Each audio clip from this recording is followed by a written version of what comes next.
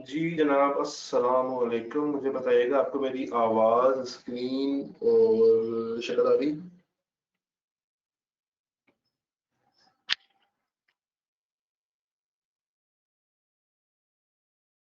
सब कुछ क्लियर है? मैं भी सही आ रहा हूँ, प्यारे प्यारे से आ रहा हूँ, नहीं आ रहा?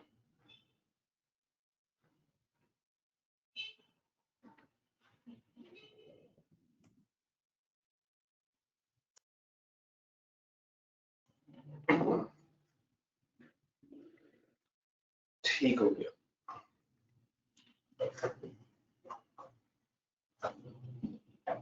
अच्छा जी, शुरू करते हैं कहानी को। मुझे बताइए, कल वाली बातें सारी क्लियर है? जी जी रजिया, मैं सवाल लेता हूँ। कल वाली सारी बातें क्लियर है जो हम लोगों ने कल बात की थी? ऑन ओरिएंटेशन, सीलॉ का कोर्स कैसे कवर करना है, चैप्टर्स कितने हैं, कैसे पढ़ाई होगी, कब टेस्ट करेंगे, लेक्चर्स में क्या क्या होगा, ड्राफ्टिंग कब होगी, जितनी बातें कल हम लोगों ने ओरिएंटेशन सेशन में की थी, अगर वो आपको सारी क्लियर है तो मुझे जवाब दें।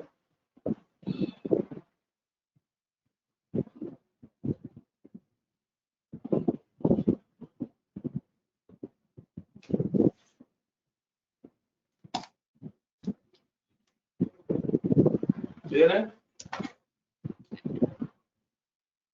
ठीक है। कोई क्वेश्चन अगर है तो मुझे बताएं। Any question if you have, please मुझे बताएं।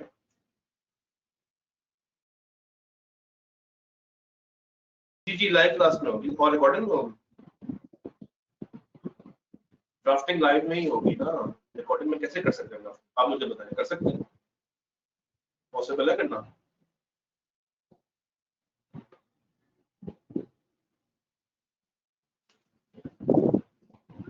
अच्छा जी। सर, आपने कल क्लास में बोला था कि हम माइंड मैप्स खुद से बना के आपको शेयर करें, आप फिर वो चेक करेंगे, तो काइंडली वो इलैबोरेट कर दें। जी बिल्कुल ऐसे ही है। मैंने आपसे ये कहा था कि जब हमारा चैप्टर कंप्लीट हो जाएगा तो फिर उस चैप्टर में जितनी भी बातें होंगी, या जब एक टॉपिक पूरा हो जाएगा तो उस टॉपिक में जितनी भी हम लोग बातें करेंगे, तो आपने ये करना है कि उसको डायग्रामेटिक फॉर्म में बनाना है, ताकि आप उससे बाद में क्विक रिवीजन कर सकें। और आप वो बना के भेजना, उसको फिर हम लोग चेक करेंगे कि वो ठीक बना या उसमें क्या मजीद इम्प्रूवमेंट्स की जरूरत है। तो ये बात मैंने की। कोई और सवाल, कोई और मसला है तो बताएं। एनी अदर क्वेश्चन, प्लीज बताइए। हाँ जी, all okay? All okay everyone?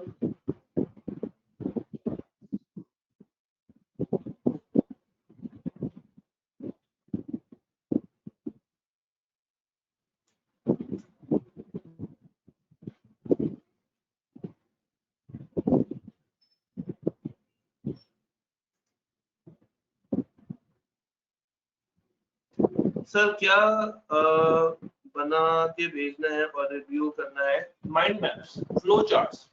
जब भी आप चैप्टर कवर करेंगे या जब भी आप टॉपिक कवर करेंगे, आपको मैं कहूंगा कि भाई आपने मुझे इस टॉपिक का फ्लो चार्ट बना के भेजना है, एक समरी बना के भेजनी है, मगर ग्राफिकल तरीके से, जिससे आप उसको बाद में रिवीजन के टाइम पे भी इस्तेमाल कर पाए। सो शैल वी स्टार्ट? टॉपिक पे आ जाए, अगर आप लोग अलाउ करते हैं तो टॉपिक पे आ जाऊं।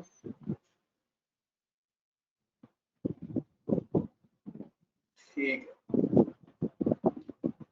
सर, चैप्टर नंबर 1 है हमारा बेसिक्स। आपको पता है, कोई भी किसी भी तरह का सब्जेक्ट हो तो उसका चैप्टर नंबर 1 होता है, वो नॉर्मली आपको फर्स्ट स्टेप प्रोवाइड करता है टूवर्ड्स द कोर्स।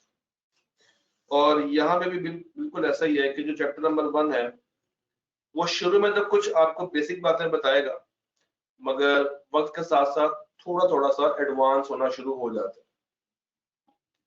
तो सर, हम लोगों ने क्या बात करनी है? हम लोगों ने बात करनी है introduction to company and incorporation के ऊपर।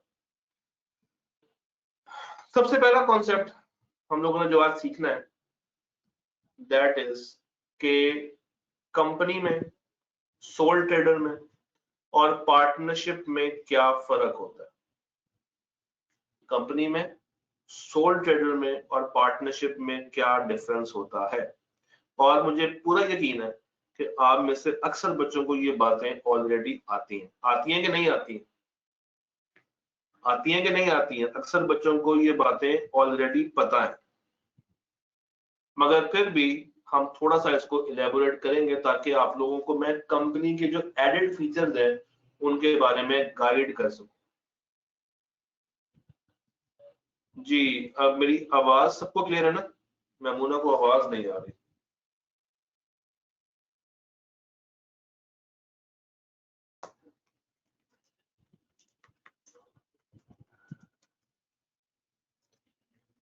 अच्छा जी, सबसे पहली चीज मैं आपको ना एक एग्जांपल के थ्रू ये सारी बातें बता। 5 दोस्त हैं जी। जी, अभी तक हम लोगों ने कुछ नहीं पढ़ा, अभी हम शुरू कर रहे हैं, शायद अभी हम लोग बिल्कुल स्टार्ट कर रहे हैं। यार 5 दोस्त हैं और वो 5 दोस्त मिलके ये डिसाइड करते हैं कि हम लोगों ने कुछ तूफानी कर बिजनेस कर। 5 लोग कौन से हैं? मिस्टर ए है, मिस्टर बी है, मिस्टर सी है, मिस्टर डी है और मिस्टर ई। ये 5 लोग, A B C D E.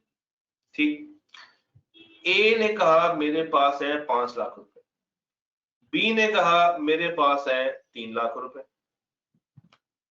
उसके बाद सी कहता है कि मैं 10 लाख रुपया दे सकता हूं। बड़े गौर से इस सारी कहानी सुननी है।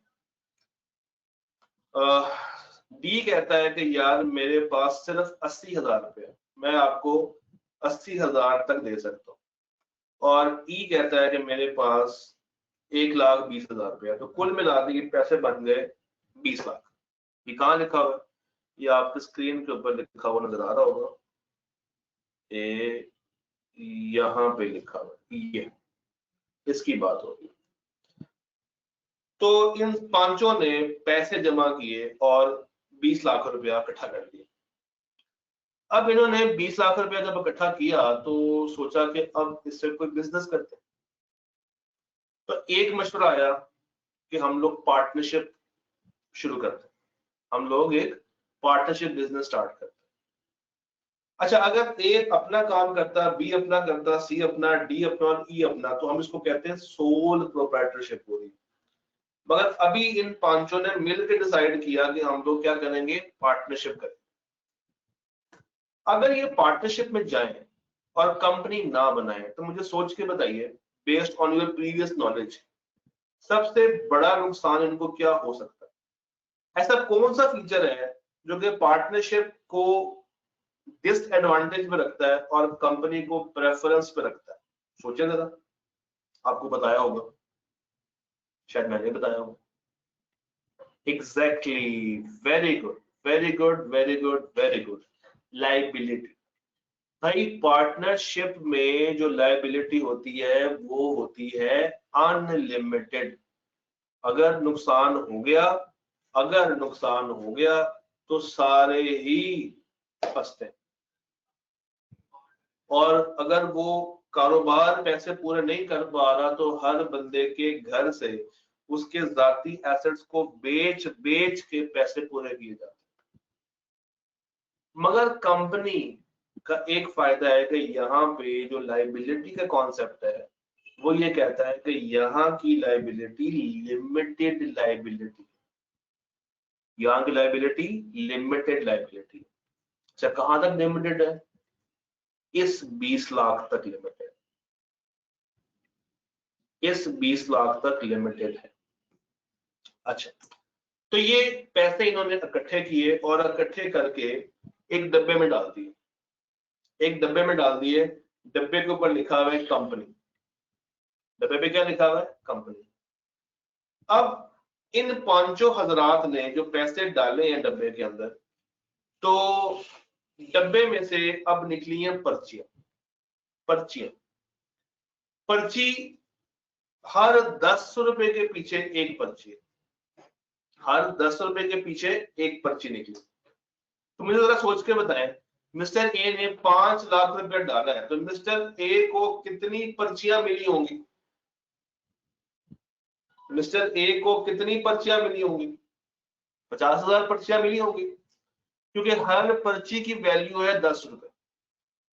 तो मिस्टर बी जिसने 3 लाख रुपए डाला है, उसको कितनी पर्चियां मिली है? 30,000। मिस्टर सी ने डाला है 10 लाख, तो उसको कितनी पर्चियां मिली है? 1 लाख। मिस्टर डी ने डाला है 80,000, तो उसको कितनी पर्चियां मिली है? 8,000। तो टोटल, अब मुझे बताएं, टोटल कितनी पर्चियां जनरेट हुई होंगी? इस 20 लाख के बदले कुल मिला के कितनी पर्चियां बाहर आई होंगी? 10 रुपए की एक पर्ची है, 10 रुपए की एक पर्ची है, 2 लाख पर्चियां लिखिए।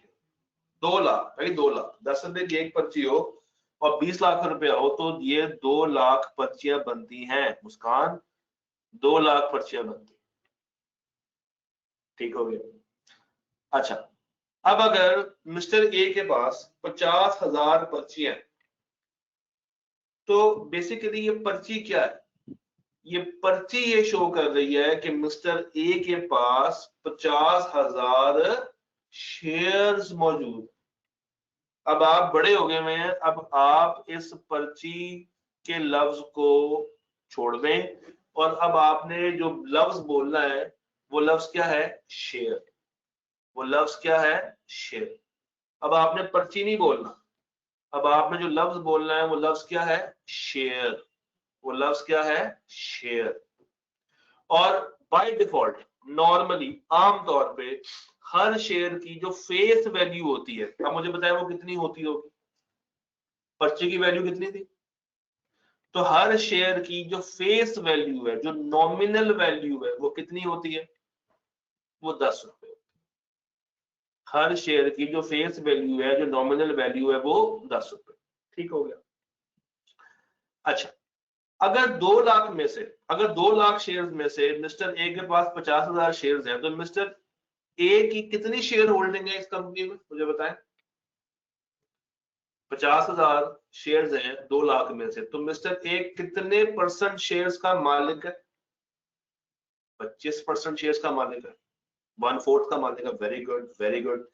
चलिए मुझे मिस्टर डी का निकाल के बताएं। मिस्टर डी के पास 8,000 शेयर्स है आउट ऑफ 2 लाख शेयर्स, तो मिस्टर डी कितने परसेंट के मालिक हुए? कितने के मालिक हुए?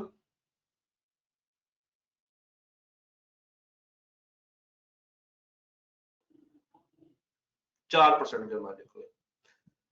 हाफिज मोहम्मद हुजैफा, आप जरा गौर करें, ये 10 लाख है, ये 1 लाख नहीं है। मिस्टर सी की अमाउंट गौर से देखें। अच्छा, तो सर ये बात आप लोगों को यहां तक समझ है। Very good.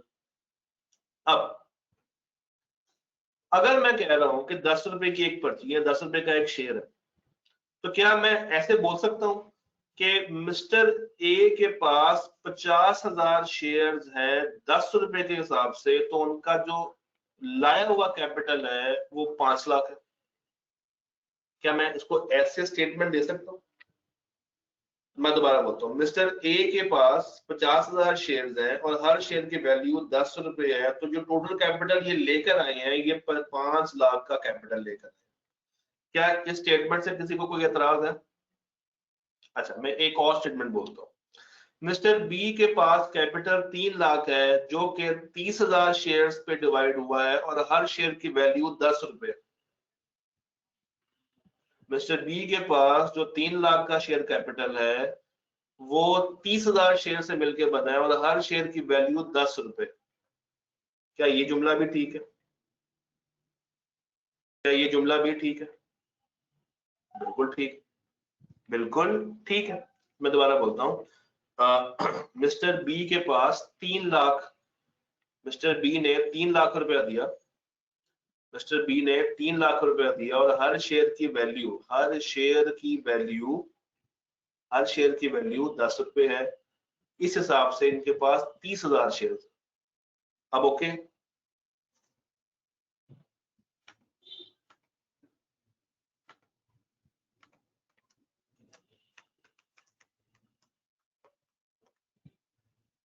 हाँ जी, अब ओके, परफेक्ट है। चल, अब ये पांचों हजरात ने मिलके बिजनेस शुरू किया, पांचों हजरात ने मिलके बिजनेस स्टार्ट किया। अच्छा, पहले साल में इनको प्रॉफिट हो गया 7 लाख रुपए का।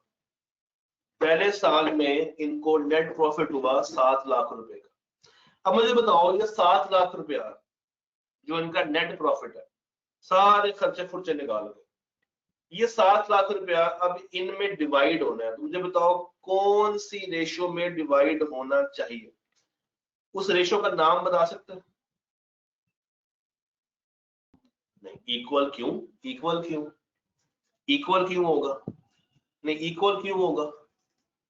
इक्वल थोड़ी होगा भाई।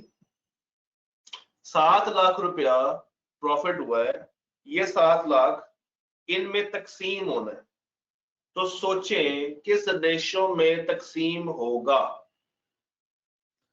उनकी शेयर होल्डिंग रेशियो में। एग्जैक्टली शेयर के हिसाब से जो जो बंदा जितना जितना पैसा लाया है, जितना जितना कैपिटल लाया है, जितनी जितनी उसने इन्वेस्टमेंट की है, जो जो पैसे लेकर आया है, तो 7 लाख रुपया उसको उसी रेशियो में वापस मिलेगा। आप सोच के बताएं, मिस्टर बी को कितने पैसे मिलेंगे 7 लाख में से?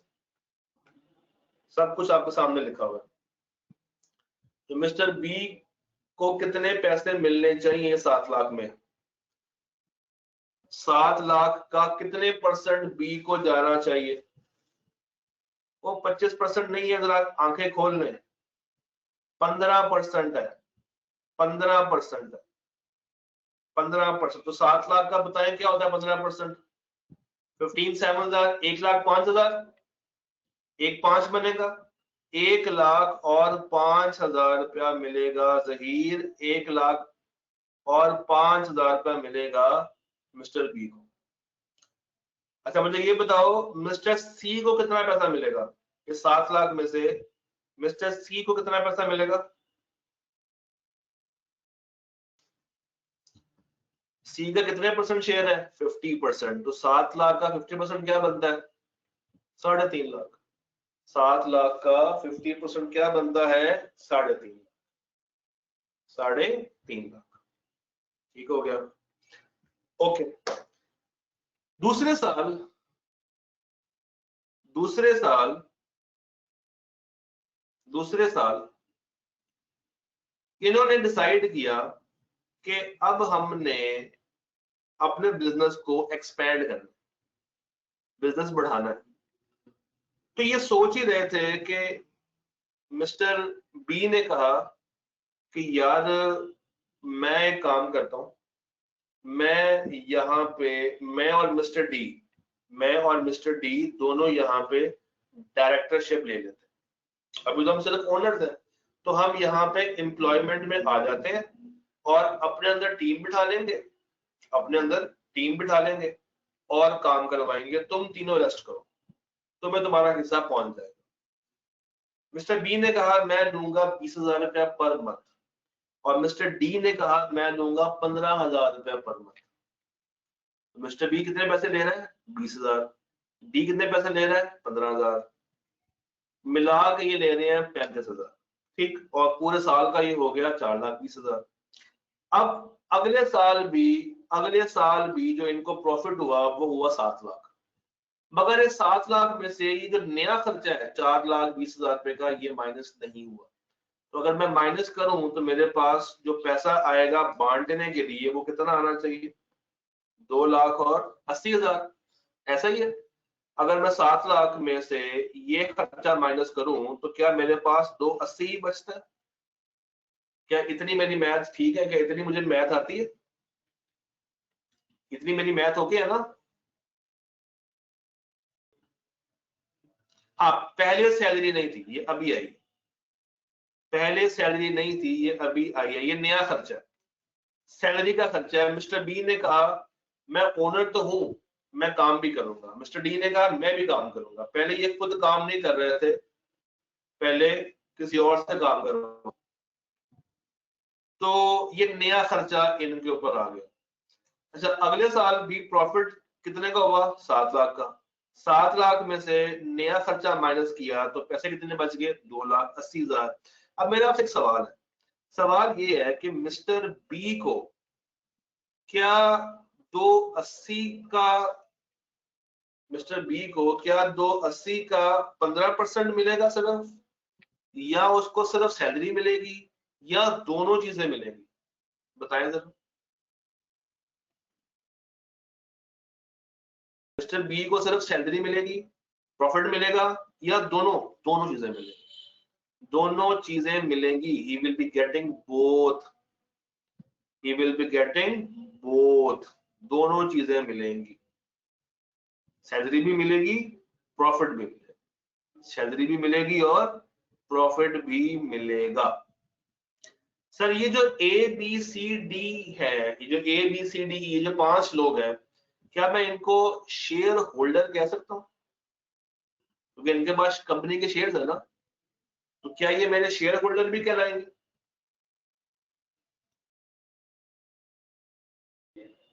क्या ये मेरे शेयर होल्डर भी कहलाएंगे? बिल्कुल कहलाएंगे। जी फैसल, इन्होंने अब सैलरी भी लेना शुरू कर दी, तनख्वाह भी लेना शुरू कर दिया। मिस्टर बी और मिस्टर डी ने कहा कि अब हम सैलरी भी लेंगे, हम काम भी करेंगे और प्रॉफिट के अलावा सैलरी भी लेंगे। कितनी? बी कह रहा है 20,000 रुपये पर मंथ लूंगा सैलरी, और डी कह रहा है 15,000 रुपये पर मंथ लूंगा सैलरी। जी जी, सैलरी अलाउ होती है। अगर एक शेयर होल्डर नौकरी कर रहा है, काम भी कर रहा है, उधर बैठ रहा है, इन्वॉल्व हो रहा है, डायरेक्टर बना हुआ है, एम्प्लॉयमेंट में है, तो उसको सैलरी भी अलग से दी जा सकती है। अच्छा, अब जरा सोच के जवाब दीजिएगा, बहुत सोच के। ये जो पार्टनरशिप बिजनेस होते थे, वहां पे आपको याद है एक पार्टनर जब चला जाता था या जब नया पार्टनर आता था तो पुराना बिजनेस समेटा जाता था और फिर दोबारा से पार्टनरशिप शुरू होती थी।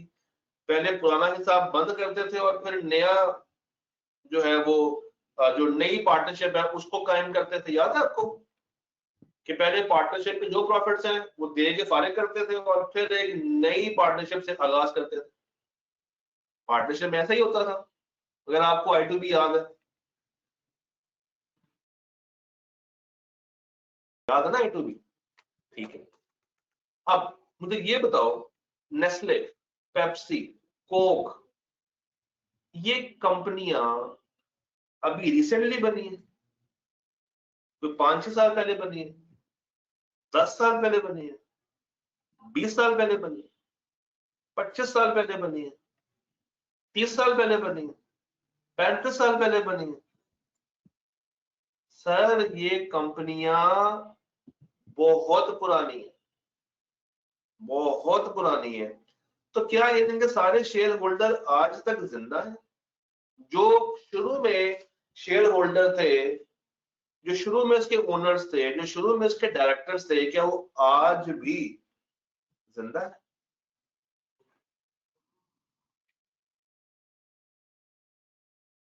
हाँ कि ना? हाँ कि ना?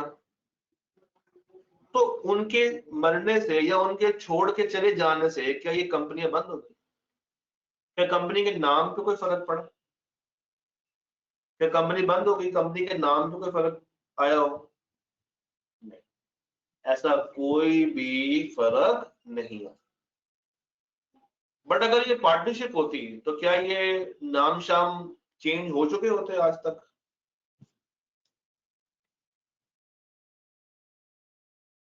ये हो चुके होते आज तक?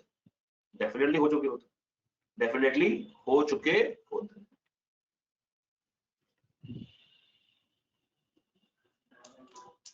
याद है ओके? याद है ओके?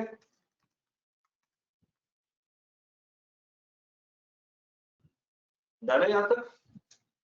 अच्छा, अब ये जो कॉन्सेप्ट है ना कि कंपनी में शेयर होल्डर आते जाते रहते हैं, कंपनी के नाम को कोई फर्क नहीं पड़ता, कंपनी के शेयर होल्डर आते जाते रहते हैं मगर कंपनी के नाम को कोई फर्क नहीं पड़ता।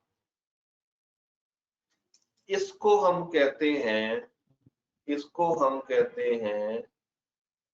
कि कंपनी परपेचुअल सक्सेशन रखती है। कंपनी क्या रखती है? परपेचुअल सक्सेशन रखती है। कंपनी परपेचुअल सक्सेशन रखती है। कंपनी को इससे कोई गर्ज नहीं है कि किसके पास शेयर्स हैं। कंपनी को इससे कोई गर्ज नहीं है कि किसके पास शेयर्स हैं, क्योंकि शेयर होल्डर थोड़ी कंपनी चलाते हैं। कंपनी चलाता कौन है? Directors, management. जो शेयर होल्डर्स हैं वो तो बस इन्वेस्ट करके घर बैठे हुए, सुकून कर रहे हैं। So they are responsible. कौन दे?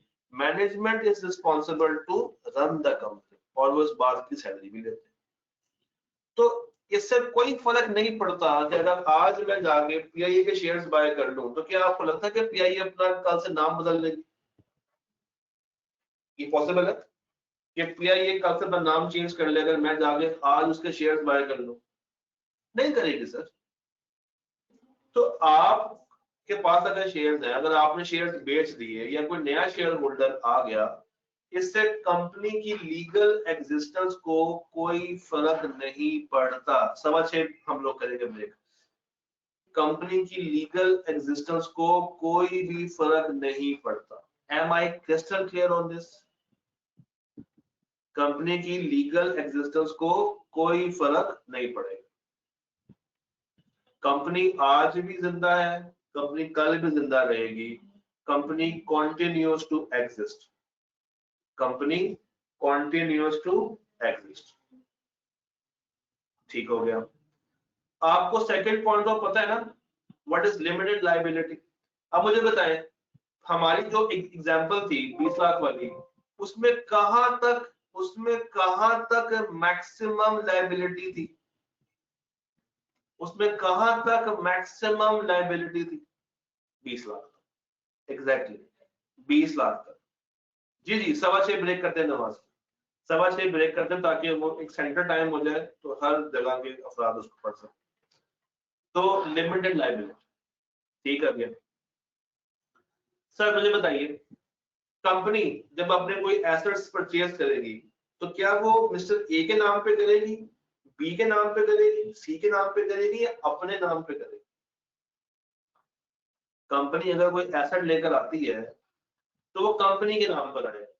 कंपनी का जो बिजली का बिल होता है वो किसके नाम पे आएगा? दूसरे के नाम पे आएगा या कंपनी के नाम पे आएगा? ऑब्वियसली कंपनी के नाम पे, कंपनी के नाम पे ही आएगा। तो सर ये कॉन्सेप्ट है सेपरेट लीगल पर्सनैलिटी। कंपनी के जो भी कॉन्ट्रैक्ट्स होंगे, कंपनी के जो भी कॉन्ट्रैक्ट्स हैं, कंपनी ने जो भी एसेट्स बाय किए हैं वो कंपनी के नाम पे होंगे और कंपनी ही अपने टैक्सेस पे करेगी। लिमिटेड लायबिलिटी है, कहां तक लायबिलिटी है? जहां तक आपने इन्वेस्टमेंट की है, उससे ऊपर कोई लायबिलिटी नहीं है। और ये लगातार विरासत है। एक दफा कंपनी बन जाती है तो वो continues to exist. Sole trader क्या है और पार्टनरशिप क्या है ये आपको पता है, मैं इसकी गहराई में नहीं जा रहा कि सोल ट्रेडर कौन होता है। मिस्टर ए की दुकान है, पार्टनरशिप में 4 लोग मिलकर काम करते हैं। अब आप इतने बड़े हो गए हैं कि आपको इन बातों का डिफरेंस पता होना चाहिए। इतने बड़े हो गए, वो इतने बड़े हो गए हैं कि नहीं हुए? जरा बताना मुझे, कितने बड़े हो गए? ठीक हो, डन हो गया। अच्छा जी, कंपनी जो है, कंपनी का जो कैपिटल है it is represented by shares, हमने ये बात भी पढ़ ली। कंपनी को कौन चलाता है? Company is managed by directors, हमने ये बात भी पढ़ ली। कंपनी के जो ऑर्डिनरी शेयर होल्डर्स हैं, कंपनी के जो ऑर्डिनरी शेयर होल्डर्स हैं वो कहलाते हैं कंपनी के ओनर्स। अभी ये जो वर्ड ऑर्डिनरी है ना, अभी आपने इस पे परेशान नहीं होना चैप्टर 5 में इस वर्ड के ऊपर बहस करेंगे कि ऑर्डिनरी क्या है। अभी आप इतना समझ लें कि जो भी कंपनी का शेयर होल्डर है वो कंपनी का ओनर, जो भी कंपनी का शेयर होल्डर है वो कंपनी का ओनर है, और कंपनी एक सेपरेट लीगल पर्सन है और ये सब कुछ अपने नाम पे करती है, ये ओनर से अलग है। तो ये एक रूल है, डॉक्ट्राइन ऑफ कॉर्पोरेट पर्सनालिटी, ये इस पे अप्लाई होता है। ये रूल बेसिकली क्या कहता है? ये रूल ये कहता है कि कंपनी की लिमिटेड लायबिलिटी होगी, कंपनी सेपरेट है और कंपनी की परपेचुअल सक्सेशन है। चले यहां तक हम लोग ब्रेक कर लेते हैं नमाज की, 6:30 बजे मिलते हैं और आधा घंटा मजीद बात करें। ठीक है जी, डन है। लेट्स मीट एट 6:30, 15 मिनट के बाद मिलते हैं और आधा घंटा मजीद बात करके 7 बजे क्लास को वाइंड अप करते हैं।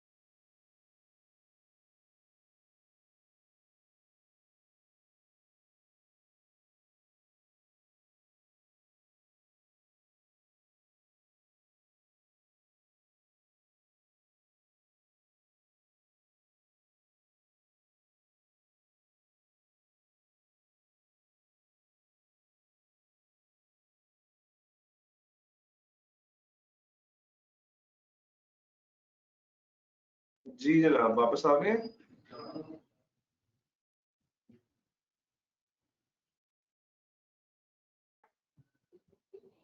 क्या मेरे बच्चे वापस आ चुके हैं?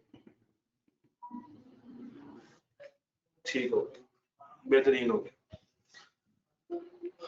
अच्छा जी, अगली बात करते हैं। यहां तक मुझे बताइए, सारी बातें क्लियर हो गई हैं? यहां तक तो कोई सवाल नहीं है हमारा? All okay till this point?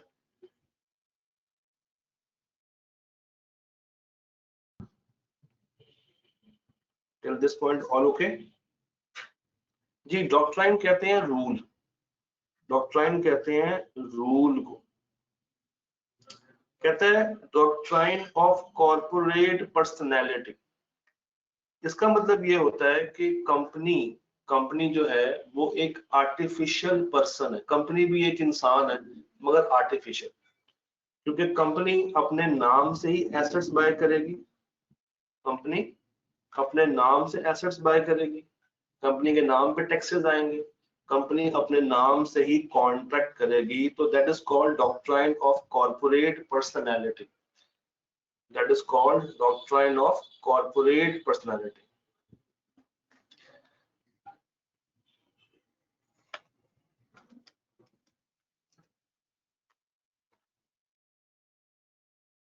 हाँ जी, यहाँ तक ऑल ओके गाइस? मुझे बताइए, यहाँ तक ऑल ओके?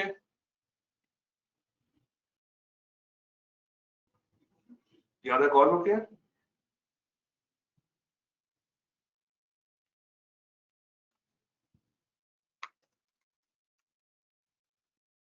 ठीक है, हम लोगों ने ये सारी बातें पढ़ी।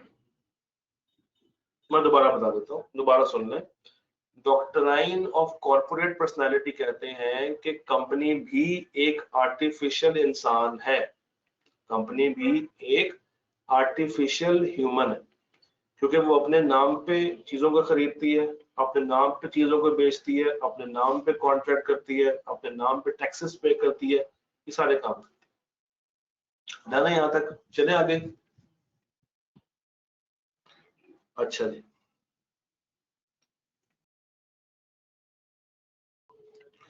सर अब जरा कंपनी की डेफिनेशन के ऊपर बात करते हैं। कंपनी की जो डेफिनेशन है उसको देखते हैं कि कंपनी का वर्ड बेसिकली है क्या। कंपनी के वर्ड के ऊपर बात करते हैं। कहते हैं अ कंपनी, कंपनी कौन है? कंपनी कंपनी है जिसको बनाया गया है और उसको रजिस्टर्ड करवाया गया है, formed and registered under this act और द कंपनी लॉ। तो चार बातें: formed, registered, this act, company law. Formed, registered, this act और कंपनी लॉ। अच्छा, इसमें जो वर्ड आपको पता होना चाहिए, दैट इज दिस एक्ट का क्या मतलब है और कंपनी लॉ का क्या मतलब है। दिस एक्ट का क्या मतलब है और कंपनी लॉ का क्या मतलब है, ये आपको पता होना चाहिए।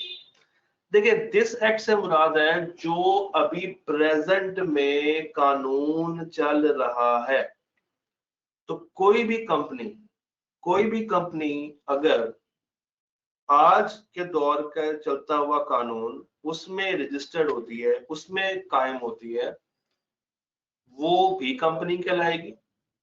और अगर आज से पहले जो पुराने कानून माजी में एग्जिस्ट किया करते थे, अगर एक कंपनी उन कानूनों में या उन कानूनों के मुताबिक अगर वो रजिस्टर्ड हुई है, इनकॉर्पोरेट हुई है, उन पुराने कानूनों के मुताबिक अगर वो बनी है, तो इसको भी हम कंपनी ही कहेंगे। सो दिस एक्ट मींस जो मौजूदा एक्ट चल रहा है, और कंपनी लॉ मींस जो पुराने एक्ट खत्म हो गए मगर उनमें मौजूद कंपनियां, उन कानूनों के अंदर रजिस्टर्ड हुई हुई कंपनियां, उन कानूनों के अंदर बनी हुई कंपनियां भी कंपनियां ही कहलाएंगी। अच्छा, अब दिस एक्ट से मुराद है कंपनीज एक्ट 2017। ये वो एक्ट है जो कि आजकल चल रहा है। कंपनीज एक्ट 2017 ये वो कानून है जो कि आजकल चल रहा है, और जो उससे पहले गुजर चुके हैं। 17 से पहले था कंपनीज ऑर्डिनेंस 2016, उससे पहले था कंपनीज ऑर्डिनेंस 1984, और उससे पहले था कंपनीज एक्ट 1913/1935। ये रिपील हो चुके हैं, ये खत्म हो चुके हैं। तो ये है आपका प्रीवियस लॉ, ये है आपका प्रीवियस लॉ, ये है आपका प्रीवियस लॉ। तो अगर एक कंपनी किसी भी प्रीवियस कानून के तहत रजिस्टर हुई थी, तो आप अब उसको ये नहीं कहेंगे कि तुम अब कंपनी नहीं, वो भी कंपनी। अगर कंपनी मौजूदा कानून के तहत रजिस्टर हो रही है, फॉर्म हो रही है, वो भी कंपनी कहलाएगी। जी, इसका डिफरेंस क्या है बिटवीन ऑर्डिनेंस एंड एक्ट, ये मैं आपको बताऊंगा, मगर अभी हम उस डिटेल में नहीं जा रहे। बी लॉ में हम लोग इस डिटेल में जाएंगे, ऑर्डिनेंस में और एक्ट में क्या फर्क है। अभी हम लोग उतनी गहराई में नहीं जाएंगे, चैप्टर नंबर 1 है बी लॉ का, उसके अंदर इसको डिस्कस करेंगे। आप अभी फिलहाल इसको एज इट इज ही ज़हन में रखें, या कल अगर मुझे टाइम मिला तो मैं इसको जरूर एक्सप्लेन कर दूंगा, बट अभी हमने जरा कंटेंट को फोकस करना। अच्छा सर, अगली चीज कंपनी लॉ। अब आपको पता होना चाहिए पुराना 1984 वाला, 16 वाला। तो जो जो पुराने हैं, मौजूदा से जो जो पुराने हैं, मौजूदा से जो जो पुराने हैं, वो किस डेफिनेशन में आ जाएंगे? कंपनी लॉ के डेफिनेशन में आ जाएंगे। और जो मौजूदा चल रहा है, जो मौजूदा चल रहा है, उसको हम क्या कहेंगे? Under this act. उसको हम क्या कहेंगे? Under this act, under this act. अगर आपको आवाज का प्रॉब्लम आ रहा है तो ये आपके साइड का नेट का प्रॉब्लम है। अच्छा जी, तो एक दफा दोबारा से बात कर लेते हैं। कंपनी किसी भी पुराने या मौजूदा एक्ट के तहत या ऑर्डिनेंस के तहत रजिस्टर हुई है, कायम हुई है, फॉर्म हुई है, वो कंपनी ही है। चाहे वो मौजूदा एक्ट के अंदर है, चाहे वो पुराने रिपील्ड एक्ट्स के अंदर। तो जो अभी मौजूदा चल रहा है, जो अभी मौजूदा एक्ट चल रहा है, वो कहलाता है कंपनीज एक्ट 2017। जो अभी मौजूदा एक्ट चल रहा है वो कहलाता है कंपनीज एक्ट 2017। डन, यहां तक ऑल ओके।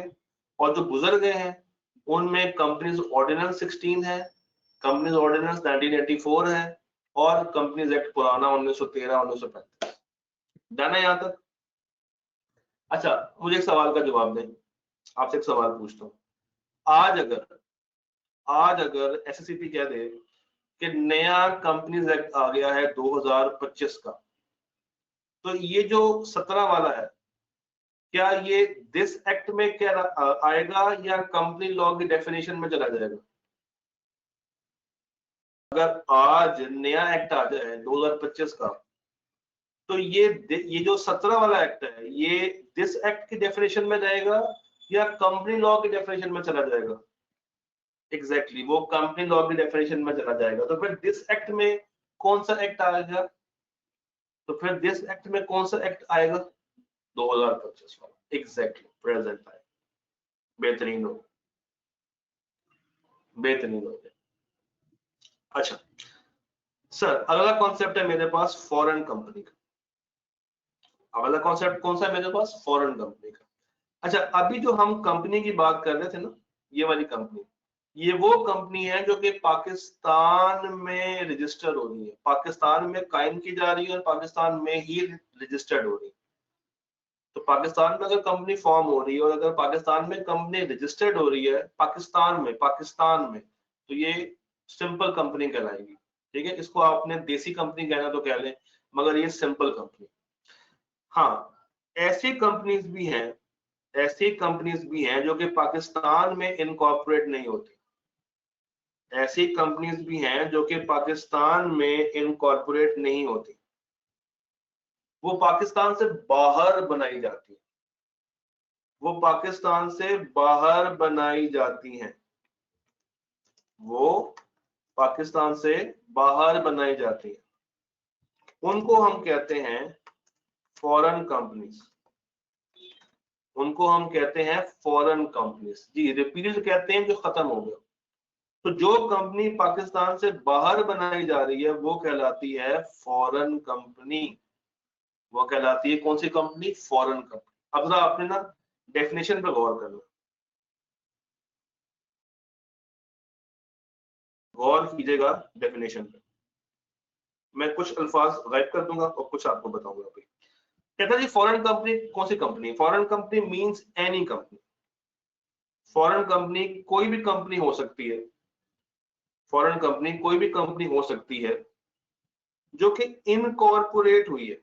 अभी आपको सिर्फ लाल वाले वर्ड्स पे गौर करना है, जो कि इनकॉर्पोरेट हुई है आउटसाइड पाकिस्तान। इनकॉर्पोरेट हुई है कहां पे? पाकिस्तान से बाहर। Incorporate outside Pakistan. और सिंपल कंपनी कौन सी थी? जो कि कायम हुई है, रजिस्टर्ड हुई है, इनकॉर्पोरेट हुई है पाकिस्तान के अंदर।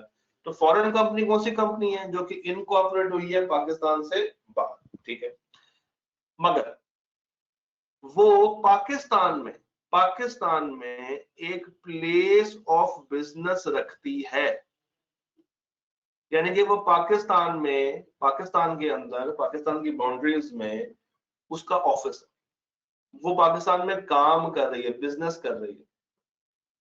या उसका पाकिस्तान में एक कम्युनिकेशन ऑफिस मौजूद है, एक लाइजॉन ऑफिस मौजूद है। चाहे वो खुद चला रही है या अपने एजेंट के थ्रू चला रहे हैं। फिजिकली, चार दीवारी फिजिकली मौजूद है या इलेक्ट्रॉनिकली। तो जरा डेफिनेशन पे गौर कीजिए, बड़ी आपको प्यारी प्यारी बातें बता रही है। कहता है जी foreign company means any company जो कि पाकिस्तान से बाहर बनी। हमने कहा ठीक है। फिर साथ ही कहता है पाकिस्तान से बाहर तो बनी है, मगर पाकिस्तान में या तो उसका प्लेस ऑफ बिजनेस है, पाकिस्तान में या तो उसका प्लेस ऑफ बिजनेस है यानी कि पाकिस्तान में काम कर रही है, या उसका पाकिस्तान में एक कम्युनिकेशन ऑफिस है, एक लाइजॉन ऑफिस है, और या तो उसको खुद ऑपरेट कर रहे हैं या अपने एजेंट के थ्रू चला रहे हैं, या खुद चला रहे हैं या अपने एजेंट के थ्रू चला रहे हैं। और ये ऑफिस, ये बिल्डिंग फिजिकल भी हो सकती है, और अगर फिजिकल नहीं है तो डिजिटल तरीके से भी अगर वो पाकिस्तान में काम कर रहे हैं तो वो पाकिस्तान के लिए कहलाएगी फॉरेन कंपनी। पाकिस्तान के लिए कहलाएगी कौन सी कंपनी? Foreign company. आपके जहन में जो जो एग्जांपल्स आ रही हैं जरा मुझे बताएं, कोई ऐसी फॉरेन कंपनी है जो कि आपके जहन में फौरी तौर पे आ रही है? कोई ऐसी कंपनी? यूनिलीवर। मगर अब वो यूनिलीवर पाकिस्तान है, तो जो अगर तो यूनिलीवर ने पाकिस्तान में इनकॉर्पोरेशन कराई है, जिसको वो कहते हैं यूनिलीवर इनकॉर्पोरेशन, तो वो पाकिस्तानी कंपनी है। अमेजोन बेहतरीन, सबसे प्राइम एग्जांपल है अमेजोन। एग्जैक्टली सबसे prime Alibaba, Amazon, BPO, Nestle. तो ये सारी वो कंपनीज हैं जो पाकिस्तान में काम कर रही है। तो पाकिस्तान के लिए, जी हेवल का, पाकिस्तान के लिए वो कौन सी कंपनी है? नॉर्मल के फॉरेन? मुझे बताएं, पाकिस्तान के लिए वो कौन सी कंपनी कहलाएगी? नॉर्मल? पाकिस्तान के लिए वो कौन सी कंपनी कहलाएगी? नॉर्मल के फॉरेन? पाकिस्तान के लिए वो कहलाएगी फॉरेन का। पाकिस्तान के लिए वो कहलाएगी फॉरेन का। ठीक हो? अच्छा, कहता है और, अभी खत्म नहीं हुई डेफिनेशन, अभी कहता है और कंडक्ट्स एनी बिजनेस। कहता है अगर पाकिस्तान में ऑफिस नहीं भी है ना कोई बात नहीं, अगर वो पाकिस्तान में बिजनेस कर रही है किसी भी तरीके से, इन एनी अदर मैनर, जो कि हम बता देंगे एज मे बी स्पेसिफाइड। अगर वो पाकिस्तान में बिजनेस कर रही है ना, पाकिस्तान में काम कर रही है, चाहे किसी भी मोड में काम करे, मगर काम कर रही है, तो वो भी क्या कहलाएगी? फॉरेन कंपनी कहलाएगी। वो भी कौन सी कंपनी कहलाएगी? फॉरेन कंपनी कहलाएगी। अब जरा गौर करके बताएं, मैंने एक वर्ड आपको नहीं बताया इस डेफिनेशन में। कौन सा वर्ड है?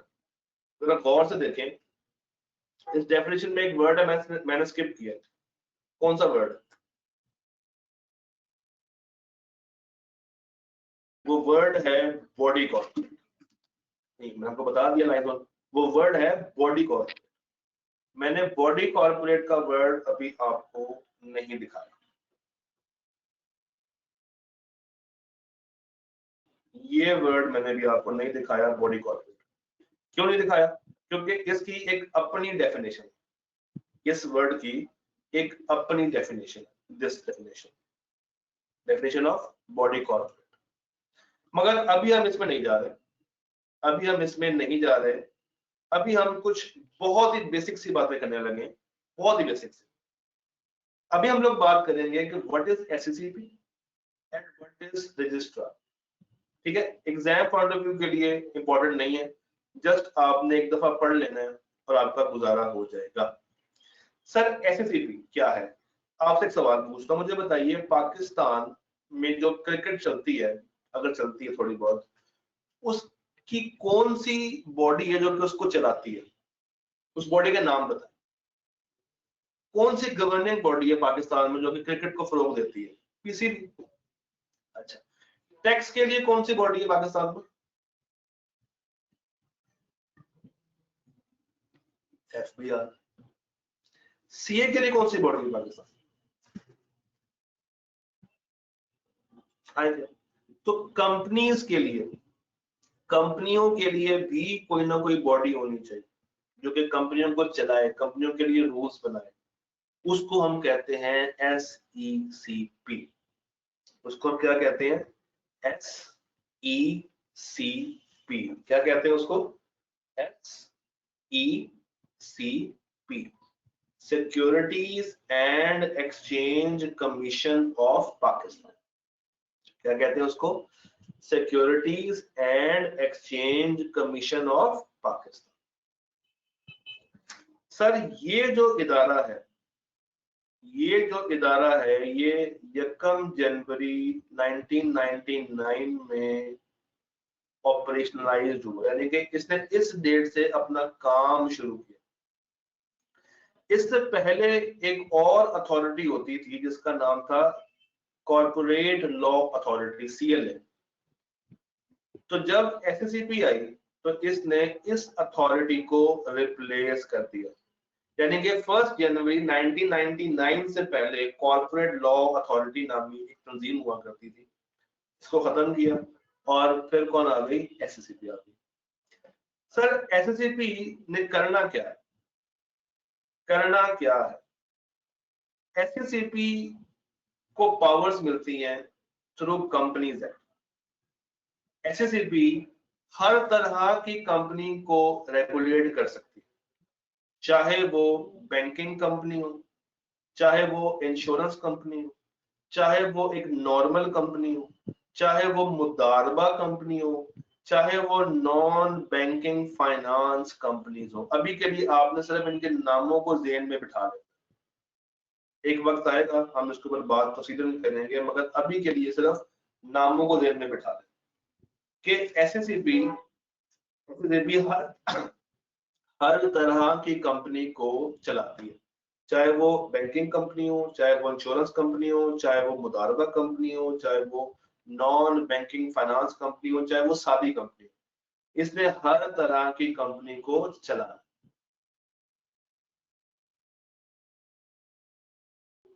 जी जी फैसल जी। In addition to Companies Act, SCCP is also empowered by SCCP Act 1997 to exercise many powers and functions। वो कहता है कंपनीज एक्ट ने तो उसको पावर दी है, मगर इनका एक अपना एक्ट भी है 1997 का एक अपना एक्ट भी बना हुआ है और यहाँ से भी उसको पावर्स मिलती है। तो ये एग्जाम पॉइंट ऑफ व्यू के लिए नहीं है, जस्ट मैं आपको नॉलेज दे रहा हूँ, उसको आपने एक दफा पढ़ लिया बहुत है। लॉ ने काफी ज्यादा पावर्स दी है SCCP को, ये बात हमें समझ आती है। अच्छा, अब जरा मुझे बताइए PSL की कितनी टीम्स है? जरा उनके नाम बताएं मुझे, PSL के टीम्स के नाम बताइएगा, नाम बताएं, नाम बताएं, शाबाश। कराची है, मुल्तान है, इस्लामाबाद है, कोयटा है, पेशावर है, लाहौर, यही 6।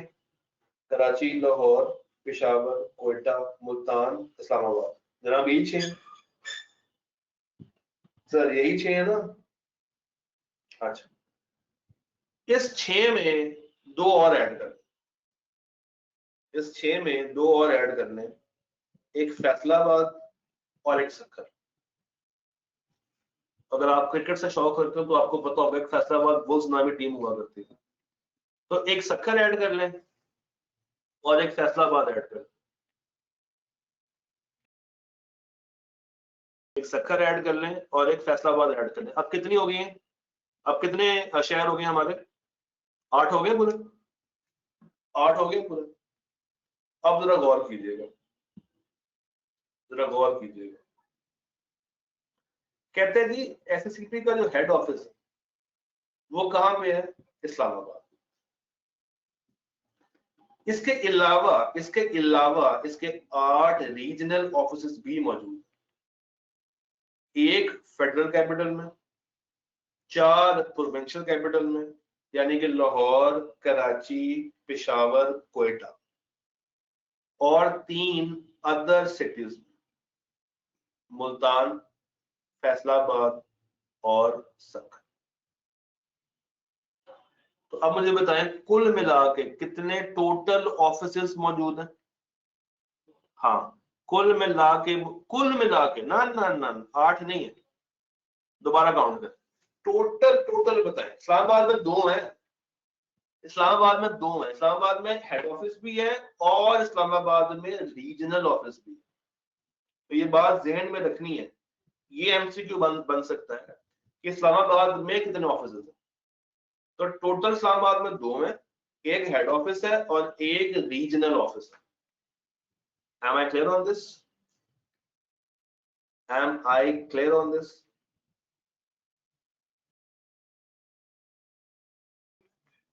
जी, यहां तक बातें ओके? यहां तक बातें क्रिस्टल क्लियर जा रही जी? टोटल 9 है, टोटल 9 है, इस्लामाबाद में 2 है। लाइबा, टोटल 9 है, इस्लामाबाद में 2। डन है गाइस? यहां तक गाइस, हेलो, डन है? अच्छा सर, आज की आखिरी बात करते हैं, बिल्कुल आखिरी बात। मुझे बताइए पीसीबी के अंदर वो कौन सा ओहदा है जो कि पीसीबी को चला रहा है? बता सकते हैं? पीसीबी के अंदर कौन सा ओहदा है जो कि पीसीबी को गवर्न करता है? Chairman, chairman. आईकैप में वो कौन लोग होते हैं जो आईकैप को चलाते हैं?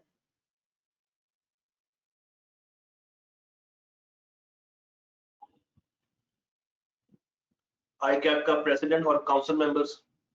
अच्छा, एफबीआर को कौन चलाता है?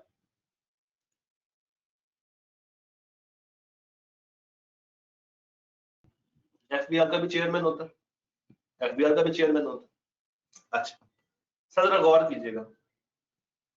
इसी तरह इसी तरह इसी तरह जो एसईसीपी है, जो एसईसीपी है,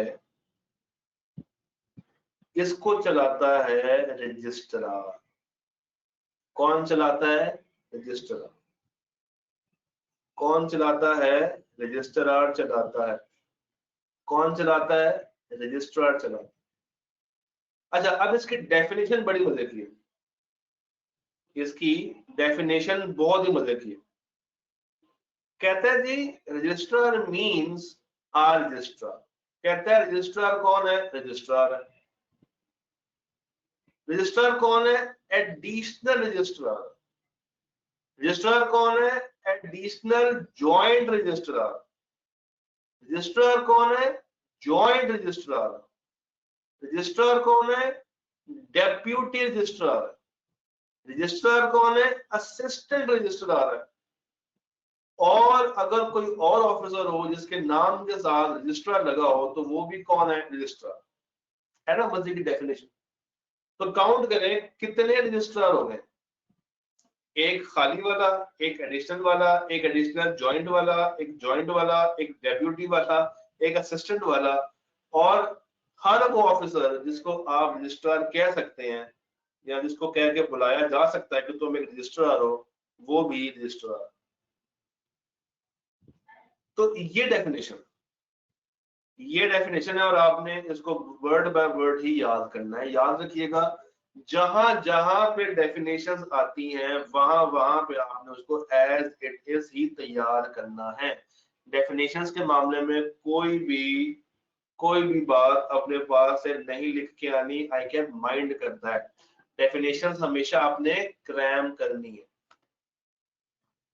इसकी पावर्स क्या है? पहली पावर है कि ये कंपनियों को रजिस्टर करता है, नाम रजिस्ट्रार है। दूसरी पावर ये है कि वो कंपनियों से कोई भी डॉक्यूमेंट्स मांग सकता है, कंपनियों का ट्रैक रख सकता है कि कंपनी क्या काम कर रही है, कंपनी के किसी भी ऑफिसर को बुला सकता है, बुला के डांट सकता है, कंपनियों के अकाउंट्स को, कंपनियों के फाइनेंशियल्स को इंस्पेक्ट कर सकता है, देख सकता है, और अगर उसको जरूरी लगता है तो वो कंपनियों के बुक्स ऑफ अकाउंट्स को कब्जे में ले सकता है। सीजर कहते हैं या सीज कहते हैं कब्जे में ले लेना। सीज कहते हैं किस चीज को? कब्जे में ले लेना।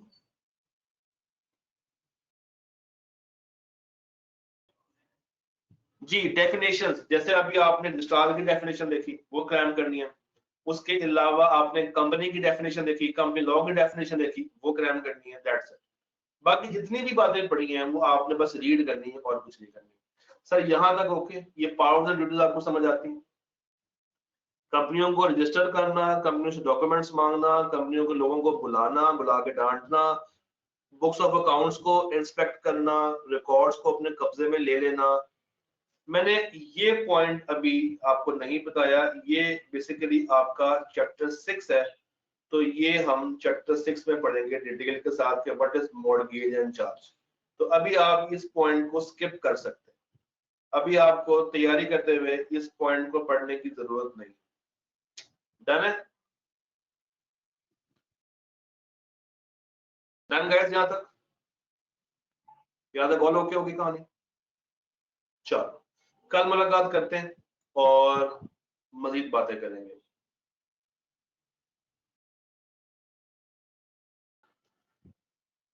जी, मैं करवा देता हूँ, मैं ये नोट्स और चीजें शेयर करवा देता हूँ, बल्कि आप मैनेजमेंट से भी कहें, वो भी आपको प्रोवाइड कर देंगे इंशाल्लाह।